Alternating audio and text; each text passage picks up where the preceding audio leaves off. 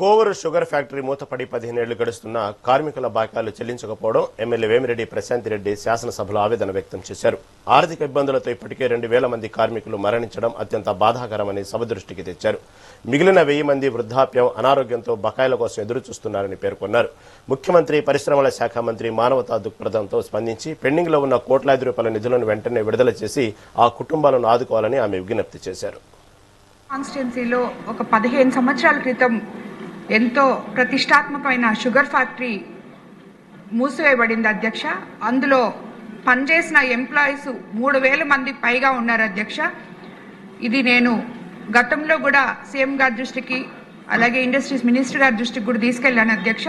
అక్కడ 126 ఎకరాల పొలం ఉంది అధ్యక్ష. ఆ షుగర్ ఫ్యాక్టరీకి సంబంధించి అదంతా శిథిలావస్థలో ఉంది అధ్యక్ష.